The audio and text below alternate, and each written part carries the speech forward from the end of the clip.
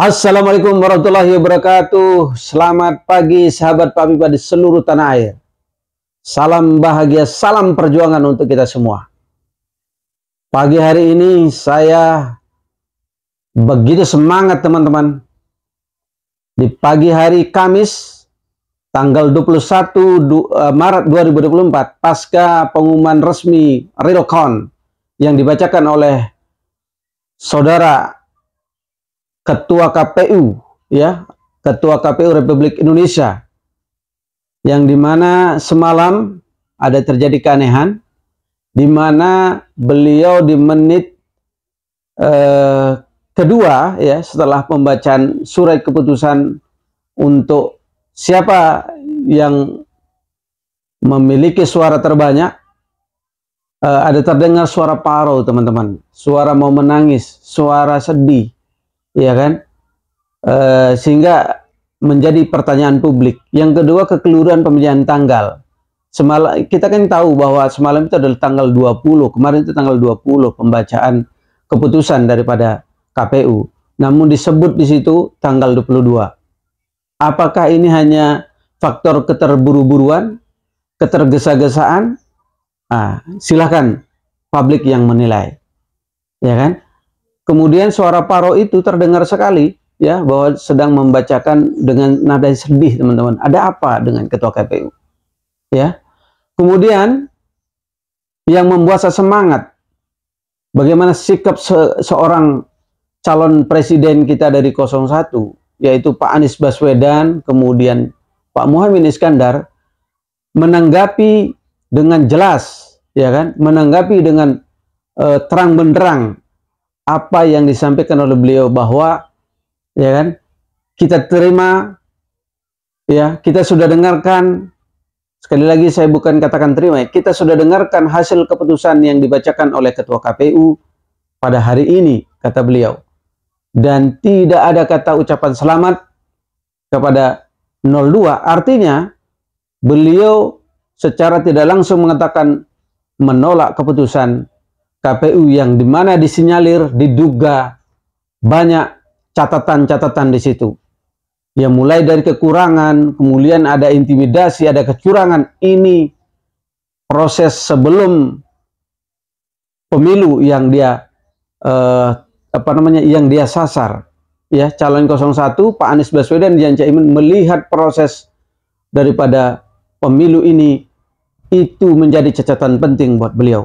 Dan secara langsung beliau memerintahkan untuk masalah ini dibawa ke ranah hukum, yaitu Mahkamah Konstitusi, karena ini ada jalurnya yang secara sah konstitusional, ya.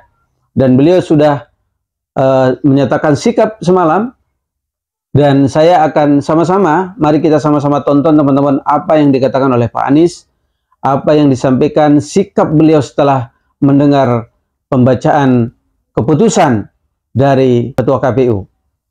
Mari kita sama-sama tonton teman-teman, ya. Assalamualaikum warahmatullahi wabarakatuh. Salam sejahtera untuk kita semua. Saudara-saudara sekalian, hari ini KPU telah mengeluarkan pengumuman resmi yang hasilnya dalam versi KPU telah kita dengar bersama. Tapi dalam sebuah pemilihan, proses itu tidak kalah penting daripada hasilnya. Ya, betul. Proses pemilihan itu penting untuk dipastikan terbuka, adil, jujur, bebas dari berbagai macam tekanan. Untuk apa? Untuk menjamin bahwa semua suara yang memenuhi syarat akan didengar dan akan dihormati. Proses pemilihan ini penting untuk dijaga agar memastikan legitimasi, kepercayaan, dan inklusivitas dalam hasilnya. Tanpa proses yang kredibel, legitimasi calon yang terpilih atau legitimasi keputusan bisa menyebabkan keraguan. Maka menjaga integritas pemilihan adalah fundamental untuk kelangsungan demokrasi dan untuk terpenuhinya aspirasi masyarakat secara keseluruhan. Atas dasar itu, izinkan kami menyampaikan pernyataan untuk mendakapi proses pemilu yang sejak awal hingga saat ini. Saudara-saudara sekalian, sepanjang perjalanan Pilpres kali ini, sejak awal kita semua telah melihat dan menemukan begitu banyak ketidaknormalan, kekurangan, dan pembiaran terhadap proses yang tidak wajar, yang tidak pernah terjadi sebelumnya dalam sejarah bangsa ini. Sudah menjadi rahasia umum, berbagai kekurangan ini telah kita temui sejak jauh sebelum pencoblosan. Mulai dari rekayasa regulasi sampai ke intervensi alat negara. Dan semua ini telah menjadi catatan media serta jadi catatan publik. Mas Anies dan saya maju pencalonan sebagai capres dan cawapres ini untuk membawa misi perubahan, menghadirkan keadilan dan kemakmuran bagi semua, menegakkan kembali demokrasi dan menunaikan janji-janji reformasi. Dan berdasarkan catatan dari KPU tadi, ada puluhan juta orang yang menitipkan suara kepada kami berdua. Betul, betul. Maka demi memperjuangkan suara mereka yang percaya pada perubahan dan tetap teguh hingga akhir, kami memutuskan meminta tim hukum Timnas Amin untuk maju ke Mahkamah Konstitusi dan menyampaikan kepada majelis hakim serta publik luas tentang berbagai kekurangan dan penyimpangan yang telah terjadi selama proses Pilpres kali ini. Terlalu banyak temuan-temuan tentang proses demokrasi yang tidak berintegritas ini yang telah dikumpulkan oleh tim hukum Timnas Amin. Semua ini nanti akan disampaikan oleh tim hukum kepada Mahkamah Konstitusi. Kami mempercayakan sepenuhnya proses ini kepada tim hukum yang dipimpin oleh Saudara Ari Yusuf Amir. Dan tentu dikawal dan didukung sepenuhnya oleh tim Amin di bawah kepemimpinan Kapten Muhammad Saugi. Kami menyerukan kepada seluruh relawan dan pendukung, mari kita dukung sepenuhnya tim hukum berjuang di jalan konstitusional yang telah tersedia secara sah. Dan kita semua akan terus menjaga etika demokrasi, menjaga suasana kedamaian dan persatuan. Saudara-saudara sekalian, kepemimpinan yang lahir dari proses yang ternodai dengan penyimpangan, dengan kecurangan, akan menghasilkan rejim yang outputnya nanti, keluarannya nanti adalah kebijakan-kebijakan yang penuh dengan ketidakadilan. Dan ini yang tidak ingin kita temui di Indonesia. Kita tidak ingin ini terjadi. Betul. Dalam prinsip negara demokrasi modern, ketika melihat ketidaknormalan, ketika melihat penyimpangan demokrasi, maka langkah yang dilakukan bukanlah marah-marah lalu melakukan agitasi kepada publik, tapi langkah yang dilakukan adalah mengumpulkan semua sinyalemen, semua bukti-bukti untuk kemudian nanti dibawa ke depan hakim, ke depan Mahkamah Konstitusi. Ini ciri pribadi, ciri organisasi, dan ciri negara yang modern, yang matang, yang beradab. Karena itu sejak awal kami katakan, kami tidak akan gegabah. Walaupun kami merasakan sejak masa kampanye sampai pemilihan terlalu banyak ketidaknormalan, penyimpangan yang kami alami. Tapi kami memilih untuk mengumpulkan itu semua secara hati-hati, melakukan validasi, memastikan akurat. Kenapa? Karena kita ingin negeri ini, negara tercinta kita ini terus maju, makin matang dalam berdemokrasi, makin matang dalam bernegara. Dan ini kita kerjakan dengan keseriusan. Kita tidak ingin proses demokrasi yang terjadi membuat kita mundur mendekati masa pra-reformasi. Karena itulah kita menjaga semua proses ini secara baik, secara tertib. Walaupun itu semua kita lakukan, akan ada saja yang berusaha merendahkan usaha konstitusional ini. Ada saja yang nanti akan mendegradasi usaha konstitusional ini. Seakan ini adalah sikap penyangkalan dan tidak mau menerima kekalahan. Izinkan kami tegaskan di sini. Kami tidak ingin membiarkan penyimpangan atas demokrasi itu berlalu tapi tantang. Kami tidak ingin penyimpangan itu berlalu tanpa catatan. Kami tidak ingin ini menjadi presiden yang buruk bagi generasi-generasi yang akan datang. Biarlah cukup berhenti sampai di sini. Jangan ada pembiaran. Bila penyimpangan, pelanggaran dibiarkan, dia menjadi kebiasaan.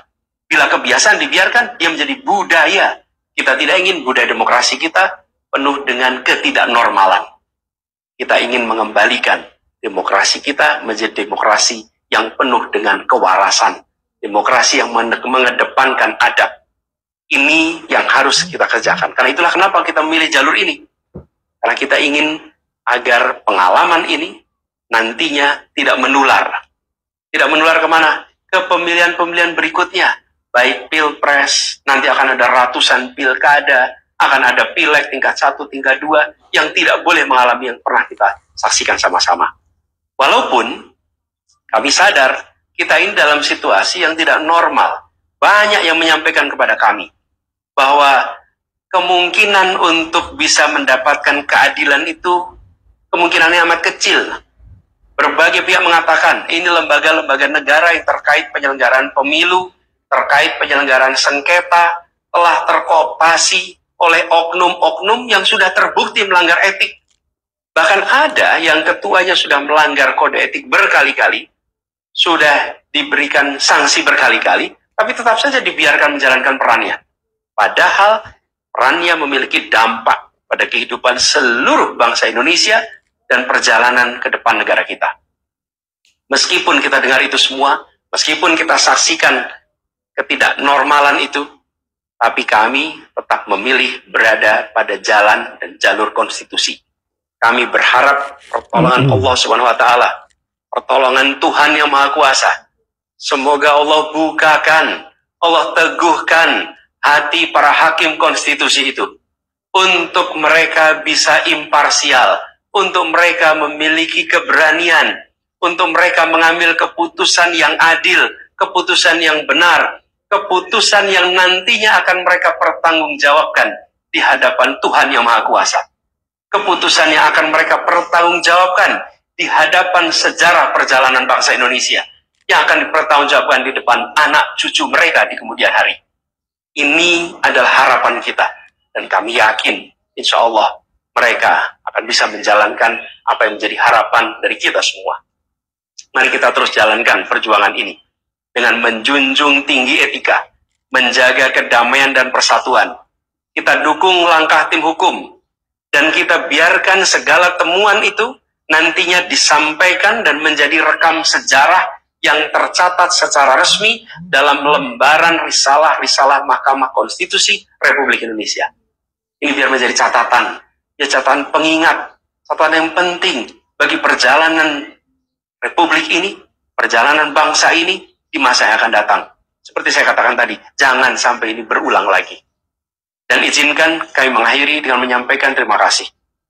Kami sampaikan terima kasih kepada semua yang telah bekerja keras, kepada seluruh tim yang telah bekerja sepenuh hati, dengan luar biasa hingga tuntas, dan kepada seluruh pendukung, seluruh simpatisan yang tak henti menguatkan kami. Kami juga ingin sampaikan apresiasi atas kepercayaan yang diberikan kepada kami. Dan izinkan kami juga mengirimkan rasa apresiasi kepada orang-orang berintegritas yang ada di dalam penyelenggaraan pemilu.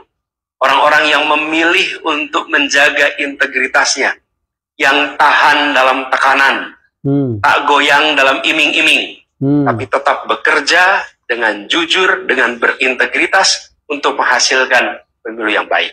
Terakhir, kami ingin tegaskan sekali lagi, apapun takdir yang ditetapkan oleh Allah Subhanahu wa Ta'ala, oleh Tuhan Maha Kuasa nanti, kami akan bersama dengan gerakan perubahan.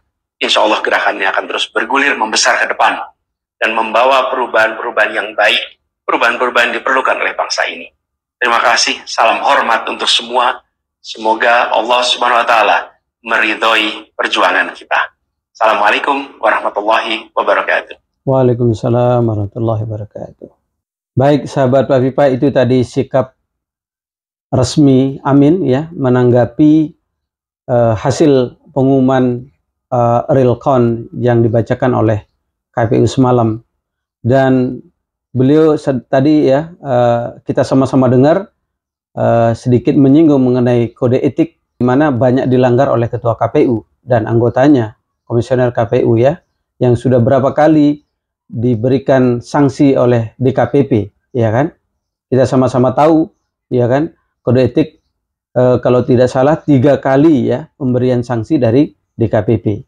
Kemudian beliau secara langsung ya memanjatkan doa, ya kan, memohon mudah-mudahan para hakim konstitusi nanti di sana memiliki keberanian, keteguhan, ya kan, untuk memutuskan sesuatu yang benar, ya kan, berdasarkan kebenaran yang hakiki, ya kan. Kemudian beliau juga mengucapkan terima kasih kepada orang-orang yang berintegritas, yang tidak, ya kan, bergeming dari iming-iming. Kemudian beliau katakan bahwa dari tekanan dan lain-lain. Nah, beliau secara langsung mengatakan, kita sama-sama dengar tadi ya, dan sikap Pak Anies dan Caimin ini saya patut apresiasi, ya kan, karena memang banyak sekali proses-proses, ya kan. Beliau katakan dari semenjak mulai kampanye sampai dengan proses pemilihan dan setelahnya terjadi ketidaknormalan. Apa yang disampaikan oleh beliau tadi secara jelas kita sama-sama dengar. Baik, sekali lagi saya ucapkan selamat berjuang Pak Anies, selamat berjuang Caimin. Kami pendukung 01 yang dimana dia titipkan amanah kepada Anda berdua, calon presiden 01, 40 jutaan orang yang menitipkan suara, yang mempercayakan Bapak, ya kan, untuk maju, terus berjuang, dan kami semua akan terus mendukung perjuangan Pak Anies Baswedan dan Caimin. Terima kasih, saya Lalu Hanan dari Favipa TV. Assalamualaikum warahmatullahi wabarakatuh. Selamat datang di Lambulo Show. Favipa Happy Ending.